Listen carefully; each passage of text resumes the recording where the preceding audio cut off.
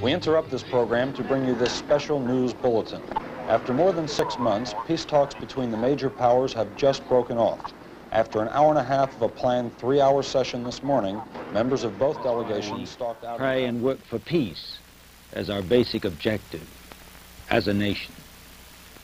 But in the subconscious, perhaps you might say, of each one of us, deep down in our hearts, we do have a real fear about the possibility of nuclear war. Even if it's by a mistake, an accident, a miscalculation that someone might make on the other side. Because the Soviets now do have the capacity to deliver a devastating nuclear attack on our country.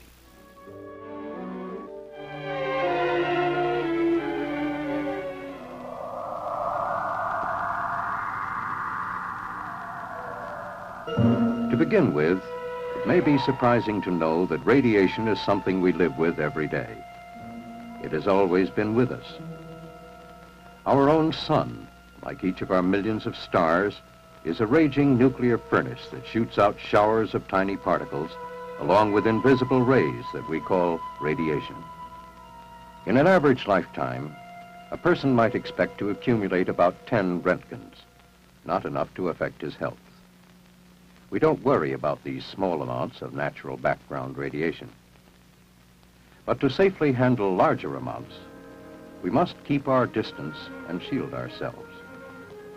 For as the amounts increase, so do the dangers.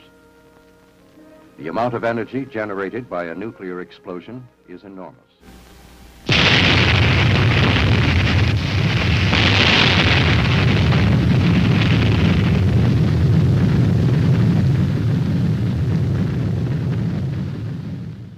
When you drop a nuclear bomb close to the surface, you get this tremendous explosion. And this fireball that we've just seen, it gouges out an enormous hole in the surface of the Earth, a mile wide perhaps and 200 feet deep, and carries all that material up 25,000 feet. These are atomic scientists, and their quest is something so fantastic it's hard for the mind of man to conceive its importance. Our bodies are made up of millions of cells. They're the building blocks of our blood and tissues. When radiation penetrates the body, the cells are injured.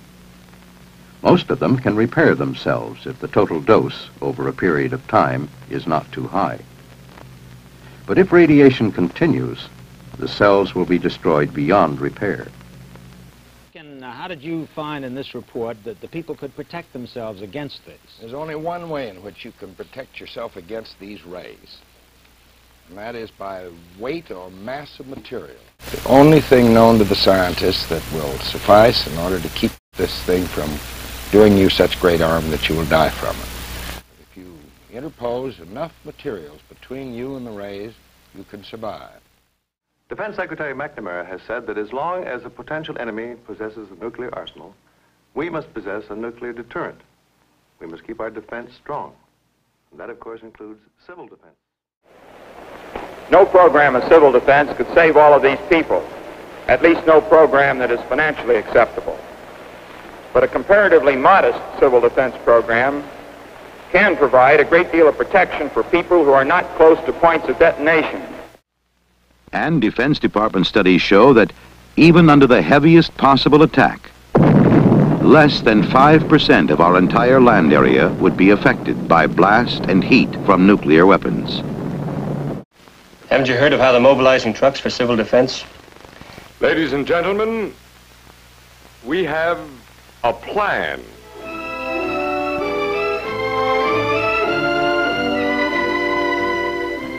Civil defense is everybody's business.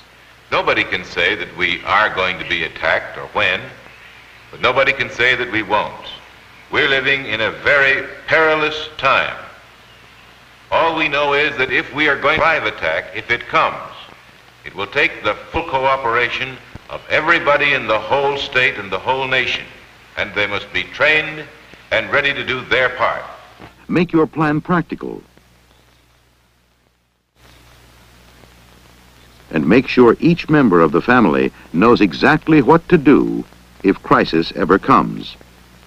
Don't wait till you need it. That's too late. Do it now.